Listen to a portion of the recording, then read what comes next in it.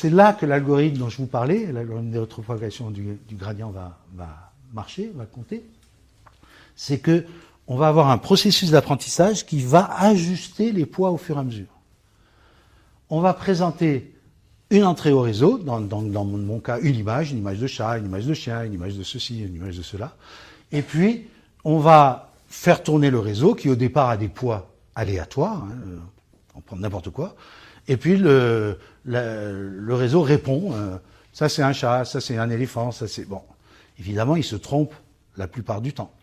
Mais chaque fois qu'il se trompe, je vais baisser les poids qui ont fait que le neurone éléphant a été excité, et je vais lever les poids qui auraient dû exciter le chat ou l'éléphant, je ne sais plus ce que j'ai dit. D'accord ? On va essayer de corriger. Cette correction-là, si on était obligé de la faire à la main, on n'y arriverait pas. Mais justement, l'algorithme en question, il est formidable. Il est capable d'aller modifier les poids dans toutes les couches, les unes derrière les autres, en rétropropageant l'erreur. C'est pour ça qu'il s'appelle rétropropagation du gradient. Donc, en rétropropageant l'erreur, il arrive à corriger tous les poids. Et donc, le coup d'après, il y a plus de chances que mon réseau réponde correctement. Si je fais ça 2 fois, 3 fois, rien ne se passe.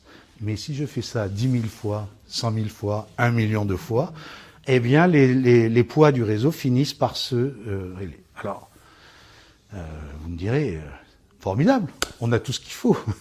Mais il faut encore qu'on ait suffisamment de neurones pour cela. Ce qu'on avait, nous, dans les années 85-90, c'est des réseaux dans lesquels on avait 200, 300 neurones, et on travaillait avec des petits exemples joués avec ce matériel-là. D'accord ? Ce qui a tout changé à partir des années 2005, c'est qu'on a pu travailler avec des données qui sont des réseaux de taille absolument gigantesque.